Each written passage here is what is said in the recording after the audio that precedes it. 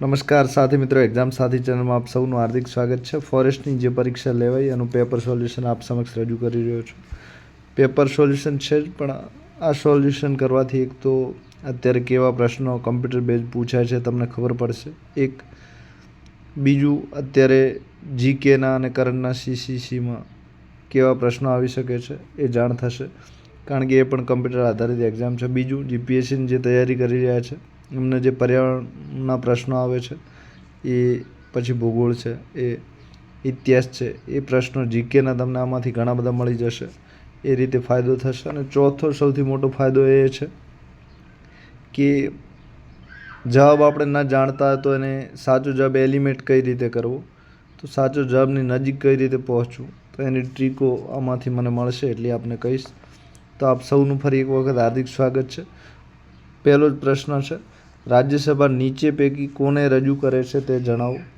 તો આમાં સીધો અર્થ એવો છે કે રાજ્યસભામાં કોણ કોણ પ્રતિનિધિત્વ કરે છે, તો આમાં એ રીતનો પ્રશ્ન પૂછ્યો છે। તો રાજ્યસભામાં પ્રતિનિધિત્વ ભારતના રાજ્યો અને કેન્દ્ર શાસિત પ્રદેશો કરે છે, તો આમાં સાચો જવાબ સી આવશે, ભારતના રાજ્યો અને કેન્દ્ર શાસિત પ્રદેશો। પછી માત્ર કેન્દ્ર શાસિત પ્રદેશો જવાબ સાચો નથી, કારણ કે એમાં રાજ્યો પણ આવે છે, એટલે ખોટું છે માત્રના લીધે। એંગ્લો ઇન્ડિયન સમુદાયનું પ્રતિનિધિત્વ આપણે બંધારણીય સુધારો કરીને રદ કરેલ છે, એટલે કે એંગ્લો ઇન્ડિયન સમુદાય હવે નહીં આવે। લોકસભામાં 2 સીટો હતી પણ હવે એ નથી આપતા, એટલે કે બંધારણીય સુધારો રજૂ કરીને એને રદ કરેલું છે। ભારતના રાજ્યો અને કેન્દ્ર શાસિત પ્રદેશો આવશે। આપણા ગુજરાતમાં રાજ્યસભામાં કુલ 11 સીટો છે। પ્રાદેશિક મત વિસ્તારો આવી શકે છે, પણ એ પ્રાદેશિક મત વિસ્તારો વિધાનસભાના હોય તો ઓછી જગ્યાનું પ્રતિનિધિત્વ કરે છે, એટલે એ નહીં આવે, બરાબર। અને બીજું એ કે રાજ્યસભાના જે મત વિસ્તારો હોય છે એ કોઈ મત વિસ્તારની કોઈ જરૂર પડતી નથી। રાજ્યસભામાં સીધા વિધાનસભાના જે સભ્યો છે એમના દ્વારા રાજ્યસભાના સભ્ય ચૂંટાય છે, એટલે આ ચોથું પણ ખોટું છે। તો એમાં સાચો જવાબ આવશે ભારતના રાજ્યો અને કેન્દ્ર શાસિત પ્રદેશો। બીજો પ્રશ્ન છે, ભારત સરકાર દ્વારા 2003માં રજૂ કરવામાં આવેલી કઈ પહેલનો હેતુ યુવાનોને કૌશલ્ય વિકાસ તાલીમ આપીને બેરોજગારીની કટોકટીનો સામનો કરવાનો છે। તો બેરોજગારી ઘટાડવા માટે અને કૌશલ્ય વધારવા માટે કઈ યોજના છે, તો એની વાત છે। તો આમાં સાચો જવાબ કૌશલ ભારત અભિયાન આવશે। કૌશલની વાત છે તો કૌશલ ભારત અભિયાન આવશે, સીધી વાત છે। એમાં તમે ઘણું ન વિચારો તો તમને ખબર પડી જાય। પછી રોશની યોજના છે, તો રોશની યોજના ભારત સરકારની યોજના છે અને એનું નામ છે નઈ રોશની। તો 18 થી 65 વર્ષની જે અલ્પસંખ્યક સમુદાયની મહિલાઓ છે, અલ્પસંખ્યક એટલે જ્યાં હિન્દુઓ ઘણા રહેતા હોય અને બાકીની જે ઓછી વસ્તી રહેતી હોય એ બધી અલ્પસંખ્યક કહેવાય છે। એ રીતે મુસ્લિમો કોઈ રાજ્યમાં દાખલા તરીકે કાશ્મીરમાં વધારે હોય ને ત્યાં હિન્દુઓ ઓછા હોય તો એ હિન્દુઓ અલ્પસંખ્યક કહેવાય છે। તો અલ્પસંખ્યક મહિલાઓને નેતૃત્વ વિકસે એમના માટેની આ રોશની યોજના છે। પછી ઉદ્યમ પ્રેરણા યોજના છે, એ જે ઉદ્યોગપતિ બનવા માંગે છે એમને 1 કે 2 દિવસની તાલીમ આપવા માટેની યોજના છે। તો ઉદ્યમ પ્રેરણા યોજના MSME મંત્રાલય દ્વારા ચાલે છે। તો મધ્યમ સૂક્ષ્મ અને લઘુ ઉદ્યોગ મંત્રાલય જે છે એના દ્વારા ચાલે છે। પછી નિર્માણ શક્તિ મિશન છે, આ 2005માં ચાલુ થયેલી યોજના છે, અને આ ગ્રામીણ વિસ્તારોમાં વ્યવસાયકારો ધંધાદારીઓ છે એમને રોજગાર મળે અને નવા બાંધકામ થાય એના માટેની આ નિર્માણ શક્તિ મિશન યોજના છે। રાજ્ય કક્ષાએ વિવિધ સરકારી સેવાઓમાં ભરતી અને નિમણૂક કઈ સંસ્થા જવાબદાર છે, તો એકદમ સહેલો પ્રશ્ન છે, ભારતનું ચૂંટણી પંચ છે, એ ચૂંટણીની કામગીરી કરે છે।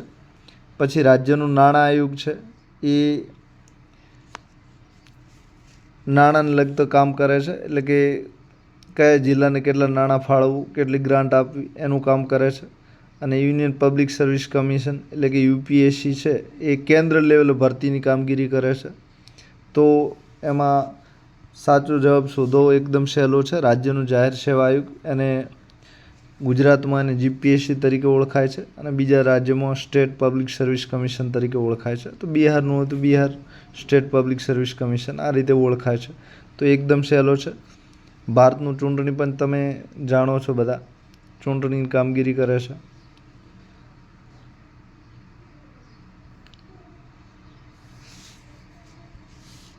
ત્યારબાદ 2011ની વસ્તી ગણતરીએ ગુજરાતમાં મોટા ભાગની વસ્તીને કયા ધર્મના અનુયાયીઓ તરીકે ઓળખાવી હતી? તો 2011ની વસ્તી ગણતરીએ એવું કહ્યું હતું કે ગુજરાતમાં આ ધર્મના વધારે લોકો રહે છે. તો કયા ધર્મના? તો એકદમ સહેલો જવાબ છે હિન્દુઓ. બરાબર, ગુજરાતમાં હિન્દુઓ એકદમ વધારે છે. તો આમાં કાંઈ તમારે ઘણું વિચારવાનું નથી, એકદમ સહેલો છે. શીખ પંજાબમાં વધારે છે, ખ્રિસ્તી કેરળમાં વધારે છે, મુસ્લિમો બધા રાજ્યોમાં થોડા થોડા છે. બરાબર, તો આ રીતે ચોથામાં સાચો જવાબ આવશે હિન્દુ. 5મો પ્રશ્ન છે, ભારતમાં સેમી કન્ડક્ટર ઇન્ટેન્સિવ સ્કીમનો પ્રાથમિક ઉદ્દેશ્ય શું છે? તો સેમી કન્ડક્ટર એટલે મોબાઈલમાં વપરાતી જે ચિપ્સ છે નાની નાની, પછી કમ્પ્યુટરમાં જે ચિપ્સ વપરાય છે એ, જે મદદરૂપ સાધનો છે કમ્પ્યુટર અને ટેકનોલોજીને, એવા બધા સેમી કન્ડક્ટરની વાત છે. તો સેમી કન્ડક્ટર ઇન્ટેન્સિવ સ્કીમનો પ્રાથમિક ઉદ્દેશ્ય શું છે? તો એનો ઉદ્દેશ્ય એ છે કે સેમી કન્ડક્ટરનું જે ઉત્પાદન જે ઉદ્યોગો કરી રહ્યા છે એમને પ્રોત્સાહન મળે, એના માટે આ યોજના છે. સાથે પ્રવાસને પ્રોત્સાહન આપવામાં ટુરિઝમ મંત્રાલયની વાત આવે એટલે આ ઓપ્શન આવે નહીં. કાપડ ઉદ્યોગને પ્રોત્સાહન આપવા માટે તો કાપડ મંત્રાલય છે એ આવે. પછી ઓટોમેટિવ ક્ષેત્રને ટેકો એટલે જે ગાડીઓ છે સાધનો છે એમાં ઉદ્યોગ મંત્રાલય અને એમએસએમઈ આવે એટલે એ પણ આવશે નહીં. તો સેમી કન્ડક્ટર ઇન્સેન્ટિવમાં આમાં સેમી કન્ડક્ટર એકદમ સીધો પ્રશ્ન છે, કંઈ ન વિચારો તો પણ આવડી જાય. કચ્છની સ્થળાકૃતિક વિશેષતાઓ કયા પ્રાણીને મળતી આવે છે? તો કચ્છની જે સ્થળાકૃતિ છે ત્યાં કચ્છમાં એવો એક સમય પહેલાં એવો સમય હતો કે ત્યાં દરિયો હતો અને દરિયો જ્યાં પાણી વધારે હોય ત્યાં કાચબો વધારે રહેતા હોય. તો જે કચ્છની સ્થળાકૃતિક છે એ વિશેષતાઓ બધી કાચબાને રહેવા લાયક ઉત્તમ છે. અત્યારે ત્યાં રણ છે, પણ એક સમય એવો હતો કે ત્યાં રણ નહીં પણ દરિયો હતો જૂના સમયમાં. ત્યાં એના પુરાવાઓ પણ હજારો વર્ષો અગાઉના મળેલા છે. કોહવાયેલા લાકડાને આવું બધું વનસ્પતિના બગીચાને આવું મળી આવ્યું છે. તો કાચબા માટે બરાબર, દરિયાઈ જીવ ગમે તે આવી શકે છે આમાં. પછી 6થો પ્રશ્ન છે, માનવ લાળનું અંદાજિત પીએચ સ્તર શું છે? પીએચ ક્ષમતા છે પાણીના માપન માટે, ક્ષાર કેટલું છે પાણીમાં માપવા માટેની ક્ષમતા છે, અને પાણીનું જે પીએચ માપ છે 4 થી 7 વચ્ચે આટલું પાણી હોય તો પીવા લાયક છે. બરાબર, અને એનાથી ઉપર હોય તો પીવા લાયક નથી, એના નીચે હોય તો પણ પીવા લાયક નથી. તો આ લાળ, માનવની જે લાળ હોય છે મોંમાં, એની પીએચ ક્ષમતા 6.5 થી કરીને 7.5 સુધી હોય છે. તો અંદાજિત સ્તર કેવું હોય છે? તો પાણીથી થોડી જાડી હોય, ઘટ હોય છે, તેનું સ્તર આપણે વધારાનો જે જવાબ એ પસંદ કરી શકીએ છીએ. તો આમાં 2 ઓપ્શન હતા, ત્રીજો અને બીજો. બરાબર, ત્રીજો અને પહેલો. તો આમાં પહેલો ઓપ્શન સાચો આવશે, 6.5 થી 7.5. ત્યારબાદ 8મો પ્રશ્ન છે, કઈ પર્વતમાળા ગુજરાતના ઉત્તર ભાગમાં ફેલાયેલી છે? તો ગુજરાતની ઉત્તર દિશા માંગી છે આમાં કે ઉત્તર દિશામાં કઈ પર્વતમાળા ફેલાયેલી છે, અને તેને ભારતની સૌથી જૂની પર્વતમાળાઓમાંની ગણવામાં આવે છે. તો આમાં 2 વિશેષતાઓ કઈ દીધી છે.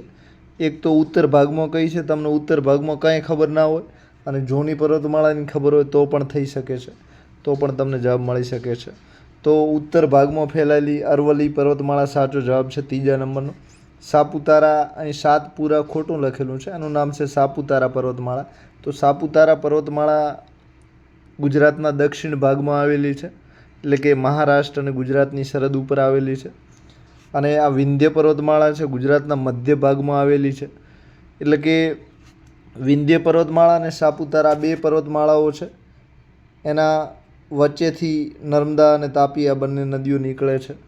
તો સાપુતારા નહીં આવે, વિંધ્ય નહીં આવે. છેલ્લે પશ્ચિમ ઘાટ ગુજરાતમાં કચ્છના નીચેના ભાગથી ચાલુ થાય છે અને પશ્ચિમ ઘાટ છેક તમિલનાડુ સુધી પહોંચે છે અને ત્યાં કાર્ડોમમ કરીને એક શિખર આવેલું છે કેરળમાં, ત્યાં સુધી આ પશ્ચિમ ઘાટ આવેલો છે. તેના સિવાય પશ્ચિમ ઘાટ ગુજરાત છે, મહારાષ્ટ્ર છે 2, ત્રીજું ગોવા છે 3, કર્ણાટક છે 4, કેરળ છે 5 અને તમિલનાડુ 6.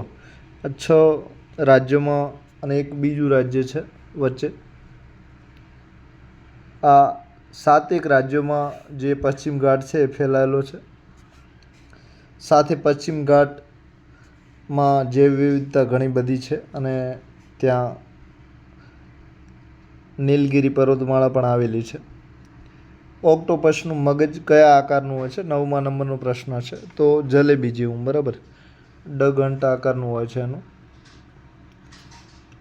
તો ઓક્ટોપસનું મગજ, આ તમે વનસ્પતિ જગતમાં ખૂબ રસ ધરાવતા હો, ગૂગલ બીજું કરેલું હોય તો આનો આન્સર તમને મળે, ક્યાંય વાંચવામાં આવ્યું હોય. ઓક્ટોપસ ન્યૂઝમાં હતું બ્રાઝિલ પહેલાં ફૂટબોલના વર્લ્ડ કપ વખતે, એ વખતે આના વિશે કાંઈ વાંચ્યું હોય તો ખબર હોય, બાકી તમને મુશ્કેલ પ્રશ્ન છે, અઘરો. 10મા નંબરનો પ્રશ્ન છે, બનાસ અને સાબરમતી નદીઓ ગુજરાતમાં કયા પાકની ખેતી માટે આવશ્યક છે? તો બનાસ અને સાબરમતી નદીઓ ગુજરાતમાં કયા પાકની ખેતી માટે આવશ્યક છે? આમાં તમને બનાસ સાબરમતીની કાંઈ ખબર ના હોય તો એટલી ખબર હોય કે ડાંગર ગુજરાતમાં બિલકુલ ઓછો પાકે છે, તો ડાંગર નહીં આવે. પછી વાંસની ખબર હોય તો વાંસ પણ ગુજરાતમાં નહીં તેવી પાકે છે અને બનાસ સાબરમતી નદીઓ જ્યાં નીકળે છે ત્યાં તો વાંસ બિલકુલ જૂજ પ્રમાણમાં પાકે છે, એટલે વાંસ પણ ના આવે. અને ઘઉં શિયાળુ પાક છે, ડાંગર શિયાળુ પાક છે અને ઘઉંને તો ખૂબ જ વધારે વરસાદની જરૂર પડે છે. અને ઘઉં, ભાલીયા ઘઉં આપણે અમદાવાદમાં થાય છે, બરાબર, તો ભાલીયા ઘઉં ઓપ્શનમાં આવી શકે છે. પણ જ્યાં બનાસવાળો ભાગ છે ત્યાં ઘઉં થાય છે પણ ઓછા ઘણા થાય છે, બરાબર. સૌથી વધારે ઘઉં પંજાબ, હરિયાણા, ઉત્તર પ્રદેશ આ 3 રાજ્યોમાં થાય છે. ડાંગર સૌથી વધારે પશ્ચિમ બંગાળમાં થાય છે. અને વાંસને અત્યારે કાચા સોના તરીકે જાહેર કરીને વૃક્ષની કેટેગરીમાંથી હટાવી દીધું છે, એટલે ખેડૂતો એનો ઉપયોગ કરી શકે, ઘર બનાવવામાં છે, વેચાણમાં છે, એ રીતે. અને સાચો જવાબ મગફળી આવશે. તો આ જે મગફળી છે એ ગુજરાતમાં સારી એવી પાકે છે ને ગુજરાત ટોપમાં છે, બરાબર, ભારતમાં. તો કાંઈ ખબર ના હોય ને મગફળી વધારે પાકે છે ગુજરાતમાં એટલું તમે જાણતા હો ને તો પણ મગફળી તમને આમાંથી ખબર પડી જાય, બરાબર. તો આમાં બનાસ સાબરમતીને કાંઈ ન વાંચ્યું તો પણ આવડે એવો પ્રશ્ન છે.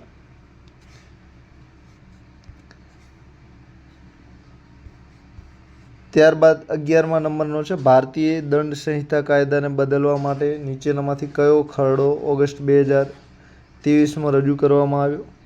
તો એમાં કુલ 3 ખરડા રજૂ કરવામાં આવ્યા હતા. એમાં 3 ભારતીય આગળ લખેલું છે, કાં તો રાષ્ટ્રીય એવું લખેલું છે. તો રાષ્ટ્રીય ન્યાય સંહિતા છે, રાષ્ટ્રીય ન્યાયિક પુરાવા સંહિતા છે, બીજું એક ત્રીજો ન્યાય ભારતીય નામનો કાયદો છે. હું જોઈને તમને કહું છું, બરાબર, કયો છે.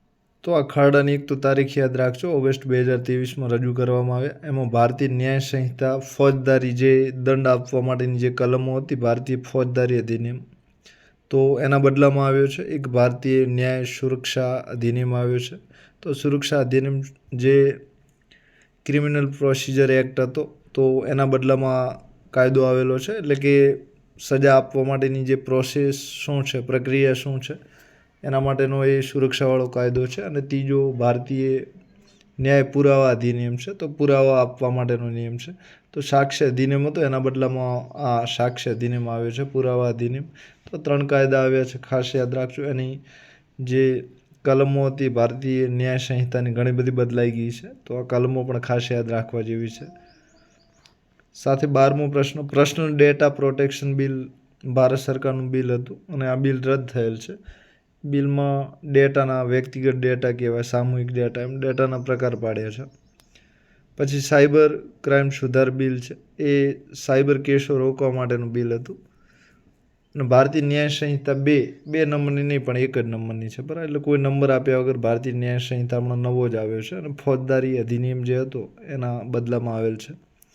ગુજરાતમાં ખારા, પોપડા અને છૂટીછવાઈ વનસ્પતિની લાક્ષણિકતા ધરાવતો મહત્વપૂર્ણ જમીનનો પ્રકાર નીચેનામાંથી કયો છે? તો ખારા પોપડા અને છૂટી છવાઈ વનસ્પતિ. પોપડા એટલે ઉપરનું પડ જે આવે એકદમ ખારું એટલે કે મીઠાથી બનેલું હોય, બરાબર. જેમ તમે કડક રોટલો કે રોટલી ખાતા ને એના ઉપર જે ઉપર એક કડક પડ બને છે તેમ એ એવું આના કરતાં થોડી જાડાઈવાળો પોપડો હોય અને ખારો એટલે કે મીઠાનો બનેલો હોય, સફેદ ભાગવાળો, ખારાશવાળો અને છૂટી છવાઈ વનસ્પતિની લાક્ષણિકતાઓ અને ક્યાંક ક્યાંક બાવળ, બોરડી આવી વનસ્પતિઓ આવેલી હોય. તો આ જમીનનો કયો પ્રકાર છે? તો કચ્છનું રણ, બરાબર. તો મહત્વપૂર્ણ જમીનનો પ્રકાર નીચેનામાંથી આ જમીનનો પ્રકાર કચ્છનું રણ ન ગણી શકાય, પણ જમીન એક રણ પ્રકારની જમીન હોય છે. તો એ પ્રમાણે રણ અને કચ્છને જોડીને તમે કહી શકો છો. તો આ પ્રશ્ન તમારે ક્યાં મૂકવો હોય તો મૂકી શકો છો ઓબ્લિગેશનમાં, કે કચ્છનું રણ એ કોઈ જમીનનો પ્રકાર નથી. તો સાચો જવાબ એમાં રણ પ્રકારની જમીન આવે, બરાબર. તો રણ પ્રકારની જમીન કચ્છમાં આવેલી છે, ત્યાં તમે જોઈ શકો છો. ભારતમાં ઘણા પ્રકારની જમીનો છે, એમાં મુખ્યત્વે 7 પ્રકારો, બરાબર. પહાડી છે, પછી કાળી જમીન છે, કપાસ માટે ખૂબ જ જાણીતી છે. પછી કાંપની જમીન છે. ભારતમાં સૌથી વધારે કોઈ જમીન આવેલી હોય તો કાંપની જમીન છે, 42%, બરાબર. ત્યારબાદ 13મા નંબરનો પ્રશ્ન છે, કેન્દ્ર સરકારમાં ભ્રષ્ટાચાર અને ગેરવહીવટના કેસોની તપાસ કઈ બંધારણીય સંસ્થા કરે છે? તો આમ બંધારણીય સંસ્થા પૂછી છે, તો જેનો બંધારણમાં ઉલ્લેખ હોય એ બધી બંધારણીય સંસ્થા કહેવાય. તો એમાં સાચો જવાબ સેન્ટ્રલ વિજિલન્સ કમિશન છે, તો CVC. તો આ જે CVC છે એના હેઠળ CBI આવેલું છે. તો CBI સીધો રિપોર્ટ CVCને કરવાનો હોય છે. અને ભ્રષ્ટાચાર અધિનિયમ 1988ના જે પણ કેસો છે એને આ સેન્ટ્રલ વિજિલન્સ કમિશન હેઠળ સરકારી અધિકારીઓના કેસોને મૂકવામાં આવે છે. અને આ રીતે CVC બોડી ભારતમાં ભ્રષ્ટાચાર ગેરવહીવટના કેસો માટે મુખ્ય બોડી છે, બરાબર. CBI કરતાં ઉપર છે, સેન્ટ્રલ બ્યુરો કરતાં. પછી સેન્ટ્રલ ઇન્ફોર્મેશન કમિશન માહિતી અધિકાર અધિનિયમ 12 ઓક્ટોબર 2005માં આવ્યું. એના માટે આ સેન્ટ્રલ ઇન્ફોર્મેશન કમિશનની રચના કરવામાં આવી હતી. એ રીતે દરેક રાજ્યમાં પણ રાજ્ય ઇન્ફોર્મેશન કમિશનની રચના કરવામાં આવી હતી, રાજ્ય માહિતી પંચ, અને આ કેન્દ્રીય માહિતી પંચ છે. સાથે લોકપાલ અને લોકાયુક્તની રચના આના હજારે કમિટીને લીધે થઈ હતી. અને લોકપાલમાં કુલ 8 સભ્યો હોય છે, જેમાંથી 4 સભ્ય SC ST લઘુમતીને બધામાંથી લેવાના હોય છે. અને લોકપાલ કેન્દ્રમાં હોય છે અને લોકાયુક્ત રાજ્યમાં હોય છે, દરેક રાજ્યમાં. આ રીતે લોકપાલ અને લોકાયુક્ત બિલ વિશે ઘણા બધા પ્રશ્નો પૂછાય છે. કરંટમાં હમણાં ગુજરાતના નવા લોકાયુક્ત કોઈક બન્યા છે, એ જાણી લેજો, બરાબર. સાથે કમ્પ્ટ્રોલર એન્ડ ઓડિટર જનરલ કેગ. તો કેગ વિશે પણ તમે ઘણું બધું જાણતા હશો. ભારતીય બંધારણની કલમ 148 હેઠળ કેગ આવે છે, બરાબર. અને એમનું મુખ્ય કામ જેટલી પણ કંપનીઓ છે સરકારી, એમનું ઓડિટ કરવાનું કામ કરે છે અને બંધારણીય સંસ્થા છે. તો આમાં બંધારણીય સંસ્થાઓ બધી 4 બંધારણીય સંસ્થાઓ છે, કારણ કે બંધારણમાં 1, 2 અને 4 નંબરની સંસ્થાઓનો બંધારણમાં ઉલ્લેખ કરેલો છે. અને લોકપાલ વિશે ઘણો બધો સંઘર્ષ થયો છે. સ્વીડનમાં જે એમ્બુશમેન કરીને યોજના સૌ પ્રથમ ચાલુ થયેલી, એના આધારે ન્યૂઝીલેન્ડ શીખ્યું, ઓસ્ટ્રેલિયા શીખ્યું અને પછી ભારતે પણ લાગુ કરેલું છે. ગુજરાતમાં કઈ એક નદી આગવી ભૌગોલિક વિશેષતા ધરાવે છે જે વસાહત પદ્ધતિ અને ખેતીને પ્રભાવિત કરે છે, બરાબર. વસાહત એટલે કે શહેરી નિવાસો, ગ્રામીણ નિવાસો, ત્યાં રહેનારા લોકોના વસવાટને પ્રભાવિત કરતી હોય. અને ખેતી, તો ખેતીને અસર કરનારી, બરાબર. હકારાત્મક અસર કરે, નકારાત્મક કરે, બંને જાતની, બરાબર. તો ગુજરાતની નદી પૂછ્યું છે, તો મિત્રો એકદમ તમારા માટે સહેલો પ્રશ્ન છે. યમુના ગુજરાતની નથી. યમુના ઉત્તરાખંડ, ઉત્તર પ્રદેશ ત્યાં આવેલી આ નદી છે. પછી સાબરમતી ગુજરાતની છે, બરાબર. પછી ગોદાવરી છે. ગોદાવરી પણ ગુજરાતની નથી, એટલે એ પણ જવાબ તરીકે નીકળી જાય છે. ગોદાવરી મહારાષ્ટ્ર છે, કર્ણાટક છે 2, ત્રીજું આંધ્રપ્રદેશ છે 3, આ રાજ્યોમાંથી ગોદાવરી નીકળે છે, દક્ષિણી ગંગા તરીકે પણ ઓળખાય છે. અને ગંગા નદી છે, તો ગંગા નદી વિશે તમે જાણો છો. ઉત્તરાખંડ છે, ઉત્તર પ્રદેશ છે, બિહાર છે, પશ્ચિમ બંગાળ છે, આ રાજ્યોમાંથી આ નદી નીકળે છે. અને ગંગા પણ ગુજરાતની નથી, એટલે તમે આને સીધી રીતે એલિમિનેટ કરો છો. આમાં કંઈ ઘણું વિચારવાનું થતું નથી. તો આ રીતે સાચો જવાબ સાબરમતી આવે છે. તો તમને આમાં કાંઈ જવાબમાં ખબર ના હોય તો તમે એને ધ્યાનથી વાંચો તો પણ તમે એનો જવાબ તારવી શકો. 15મો પ્રશ્ન છે, પૃથ્વીના ભૂપટલમાં થતા ભૂકંપનું મુખ્ય કારણ શું છે? પૃથ્વીના ભૂપટલમાં એટલે ભૂગર્ભમાં, પૃથ્વીનો જે અંદરનો ભાગ છે, આ જમીન છે એની અંદરનો ભાગ છે, એમાં જે થાય છે ભૂકંપનું મુખ્ય કારણ પૂછ્યું છે. તો એમાં ટેક્ટોનિક પ્લેટની હિલચાલ આવે છે. તો આ ટેક્ટોનિક પ્લેટ તમે જાણો છો, 7 મોટી પ્લેટો આવેલી છે અને 17 જેટલી નાની પ્લેટો આવેલી છે. અને આ પ્લેટોમાં આર્કેટિક છે, એન્ટાર્ટિકા પ્લેટ છે, પેસિફિકની છે, આપણું ભારત ઇન્ડો એશિયન પ્લેટમાં આવેલું છે. તો આ બધી અલગ અલગ પ્લેટો આવેલી છે. એમાં નજકા અને આવી બધી પ્લેટો છે. તમે ભૂગોળનો અભ્યાસ કરતા હો તો ખબર પડશે. તો પૃથ્વીના ભૂપટલમાં થતા ભૂકંપનું મુખ્ય કારણ શું છે? તો આ ટેક્ટોનિક પ્લેટની હિલચાલ છે. તો આ પ્લેટો 3 રીતે ભેગી થાય છે. એક અપસારી રીતે મળે છે. તો અપસારીમાં પ્લેટો દૂર દૂર જાય છે, અભિસારીમાં પ્લેટો નજીક નજીક આવે છે, આપસારીમાં પ્લેટો એકબીજાથી દૂર દૂર ખસે છે, પછી અભિસારીમાં પ્લેટો એકબીજામાં મળે છે. અને એક ત્રીજા પ્રકારનો પ્લેટોનો પ્રકાર છે. તો આ 3 પ્લેટોને લીધે તો આ પ્લેટોની અંદરોઅંદરની જે અભિસારી પ્લેટો છે સામસામે મળે છે, ત્યારે એ 2 પ્લેટો વચ્ચે ખૂબ દબાણ થાય છે. દબાણના લીધે જમીનનો જે ભાગ છે એમાં ઉપર આવવાના લીધે તિરાડો પડે છે. એ તિરાડના લીધે ભૂકંપ આવે છે, બરાબર. તો આ ટેક્ટોનિક પ્લેટની હિલચાલના લીધે ભૂકંપ આવે છે. પછી ભૂગર્ભ જળમાં ઘટાડો થાય, એટલે કે ભાઈ અંદરનું પાણી ઓછું થાય, એના લીધે ભૂકંપને કોઈ વધારે ફરક નથી પડતો. વાતાવરણમાં દબાણમાં ફેરફાર, તો હવામાનની પ્રક્રિયા છે, એટલે કે પૃથ્વીથી ઉપરના વાતાવરણમાં થાય છે, ઊંચાઈના ભાગમાં, એટલે એના લીધે પણ ફરક નથી પડતો. જ્વાળામુખી પ્રક્રિયાને લીધે આવે છે, પણ એ મુખ્ય ભૂકંપનું કારણ જ્વાળામુખી નથી, બરાબર. અમુક ટાઈમે આવે છે. અને એક દરિયાઈ ઉર્જાના લીધે પણ ભૂકંપ આવે છે, બરાબર. 1907માં સુરતના વિભાજનની ભારતીય રાષ્ટ્રીય કોંગ્રેસ પર શું અસર પડી? તો 1907માં જે સુરતનું રાષ્ટ્રીય કોંગ્રેસનું અધિવેશન મળ્યું એના લીધે કોંગ્રેસના 2 ભાગ પડ્યા. અને તમે એક બાજુ લાલ બાલ અને પાલની ત્રિપુટી, એટલે કે બાલ ગંગાધર તિલક, લોકમાન્ય તિલક, અને એના લીધે આ એક નરમવાદ હતા અને એક ગરમવાદ હતા, બરાબર. મવાળવાદ અને ગરમવાદના લીધે જે આ કોંગ્રેસ હતી એમાં એમના ભાગલા પડી ગયા. અને આ રીતે અંગ્રેજો સામે એકતાથી લડવાનો જે એમની ઝુંબેશ હતી એ ઘણી બધી નબળી પડી ગઈ. તો આ બંગાળના ભાગલા બાદ થયું હતું 1905માં. લોર્ડ કર્જન દ્વારા જે બંગાળના ભાગલા કરાયા, ત્યારબાદ 1907માં સુરતમાં અધિવેશન મળેલું અને ત્યાં કોંગ્રેસને મોટી અસર એ થઈ કે 2 ભાગલા પડી ગયા.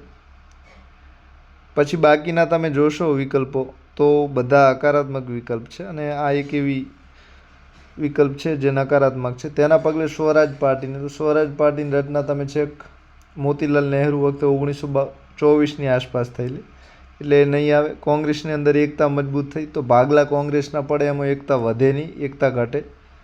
પછી ચોથું, તેના પરિણામ મુસ્લિમ લીગની રચના. તો મુસ્લિમ લીગની રચના છેક 1906માં થયેલી, અને લખનઉ કરારમાં કંઈક કોંગ્રેસને મુસ્લિમ લીગવાળા હતા એ બધા જોડે થયા હતા, બરાબર. એટલે એ નહીં આવે. મહાત્મા ગાંધીએ 1918-1919 દરમિયાન કયો વેરો લાદવામાં આવતા ખેડૂતોને સમર્થન આપવા માટે ગુજરાતમાં ખેડા સત્યાગ્રહ શરૂ કર્યો હતો? તો ખેડા સત્યાગ્રહ જે છે એ જમીન મહેસૂલ વેરાને લીધે કરવામાં આવેલું. અંગ્રેજોએ ભારતીયો પર જમીન મહેસૂલ વેરો દુષ્કાળ પડવા છતાં ઘણો બધો વધારી દીધેલો. તો ભારતીય ખેડૂતોએ એનો વિરોધ કરેલો અને એના લીધે આ ખેડા સત્યાગ્રહ જમીન મહેસૂલ વેરો માફ કરવા માટે, અને એવું કીધું કે જે ભરી શકો આ સક્ષમ હોય એ તમને આપશે વેરો, અને બાકી જે ગરીબ છે જે ભરી શકવા સક્ષમ નથી ને જેમનો સંપૂર્ણ પાક નાશ પામ્યો છે એ તમને નહીં આપે. તો એના માટે આ ખેડા સત્યાગ્રહ કરવામાં આવેલો. તાજેતરની ઘટના પ્રમાણે ભારતની સર્વોચ્ચ અદાલતે લિંગ સંવેદનશીલ ચુકાદાઓ એટલે કે જેન્ડર સેન્સિટિવ રૂલિંગ્સ તરફ એક મહત્વનું